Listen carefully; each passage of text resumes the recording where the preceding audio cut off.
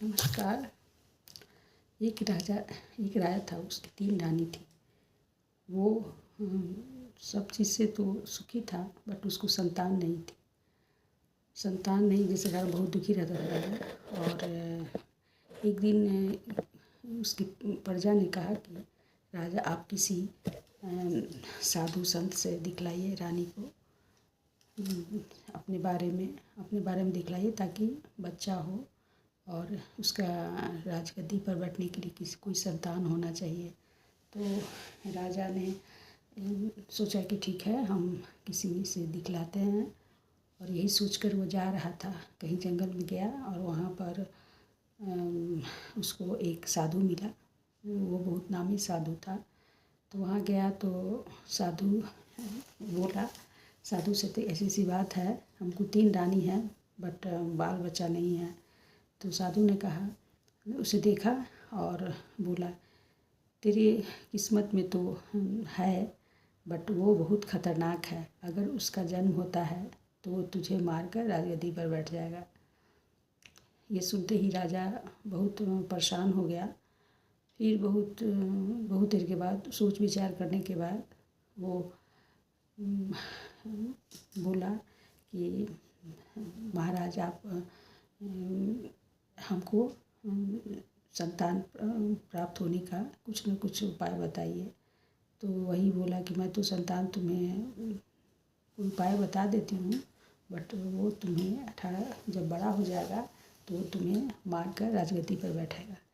राजा बोला कि आप मुझे वरदान दीजिए, मैं जो है सो देखती हूँ कैसे क्या होता है।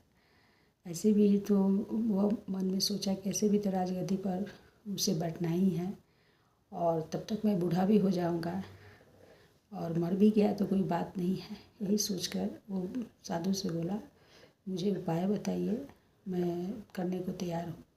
तो साधु ने एक फल दिया और सबसे छोटी रानी को बोला कि आप खिला दीजिएगा, आपको पुत्र की प्राप्ति होगी।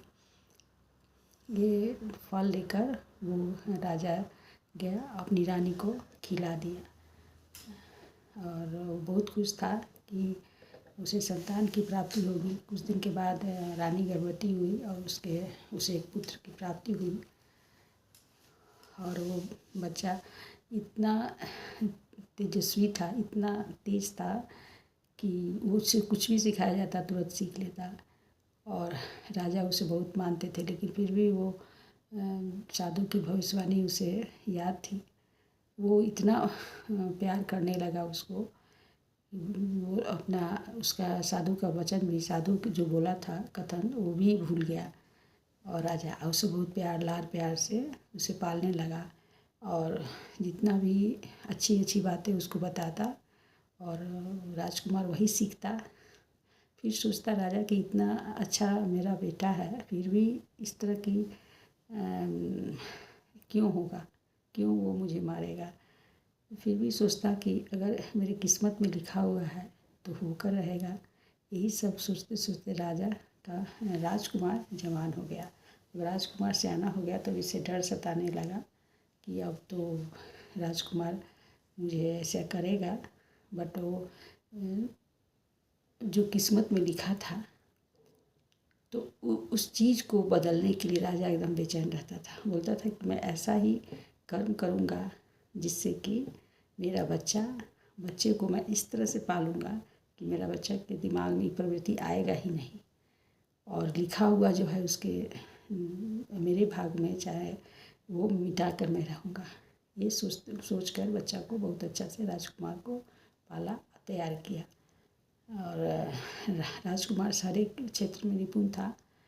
कुछ दिन के बाद और अब कोई भी ऐसा बात वो नहीं बोलता जिससे कि कुछ निगेटिव निकले राजा के प्रति। राजकुमार बहुत होनहार था। तो ऐसे करते करते राजा वो बड़ा हो गया और उसका 18 साल पूरा हो गया।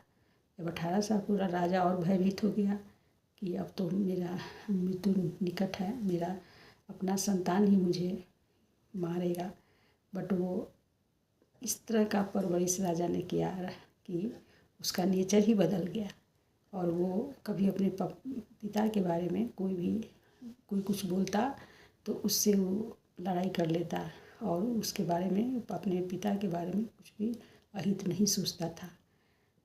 और वो जब कुछ और बड़ा हुआ राजा ने अपनी स्वेच्छा से उसे राजगद्दी पर बैठाया और अपने रानी के साथ अपनी तपस्या करने के लिए जंगल की ओर चल दिया। कहने का मतलब ये है कि अगर भाग में कुछ लिखा हुआ भी है तो हम सकारात्मक सोच अगर रखेंगे तो वो किस्मत भी बदला जा सकता है।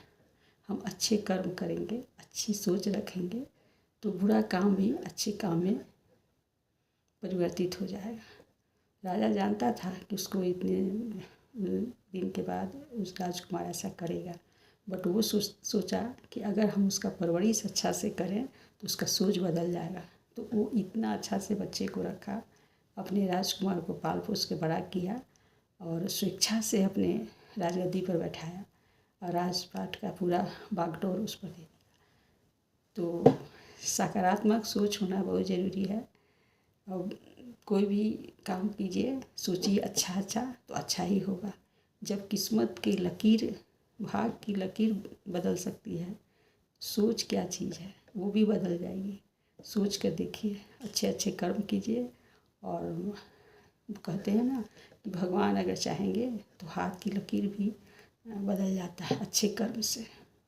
तो यहाँ पर तो यही हमें संदेश मिला कि अच्छे कर्म कीजिए, अच्छा काम कीजिए और अच्छा सोच रखिए, जिससे भविष्य बदल जाए और हम आगे की तरफ बढ़ें। Thank you. हो सकता है इस सोच से लोग कुछ भी तो सोचने को मिले। Thank you.